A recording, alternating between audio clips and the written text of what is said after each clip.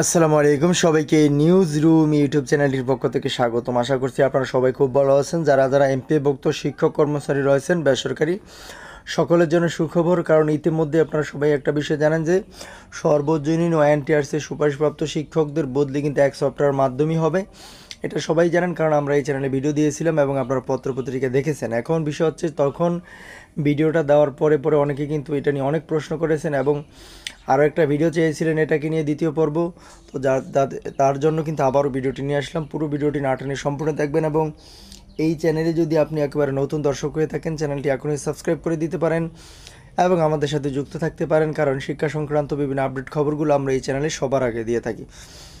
সর্বজনীন ও এনটিআরসি সুপারিশপ্রাপ্ত শিক্ষকদের বদলি এক সপ্তাহে দৈনিক শিক্ষা প্রকাশিত হয়েছে 25 অক্টোবর 2025। চলুন আমরা বিস্তারিত জানি আগে, তারপরে বলবো। মহাশী অধিদপ্তর সূত্রে জানা গেছে, এটুআই কর্তৃপক্ষ অধিদপ্তর থেকে ফিরে গিয়ে বিষয়টি লিখিতভাবে জানাতে চেয়েছেন।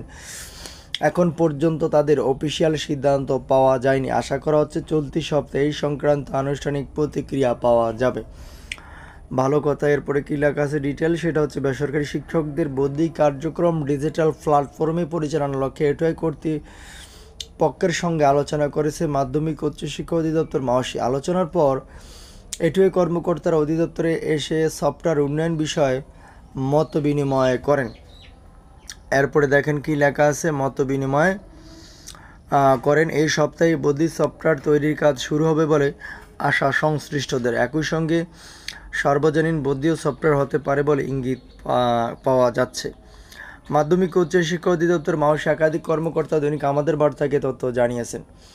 মহাশী অধিদপ্তর সূত্রে জানা গেছে, এটুআই কর্তৃপক্ষ অধিদপ্তর থেকে ফিরে গিয়ে বিষয়টি লিখিতভাবে জানাতে চেয়েছেন। এখন পর্যন্ত তাদের অফিসিয়াল সিদ্ধান্ত পাওয়া যায়নি। আশা করা হচ্ছে চলতি সপ্তাহে সংক্রান্ত আনুষ্ঠানিক প্রতিক্রিয়া পাওয়া যাবে। অধিদপ্তরের এক কর্মকর্তা দৈনিক আমাদের বার্তাকে জানান, এটুআই যদি লিখিতভাবে জানায় যে তারা সফটওয়্যারটি করতে পারবে, তাহলে আমরা তাদের কার্যাদেশ দেব।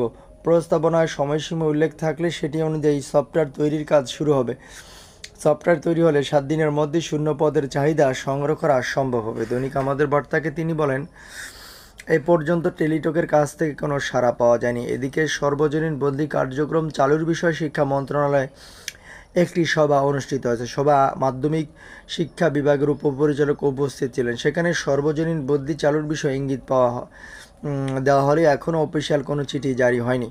পরিকল্পনা অনুযায়ী এই কার্যক্রম একই সফটওয়্যার মাধ্যমে সম্পূর্ণ হবে বলে মহাশী সূত্রে জানা গেছে।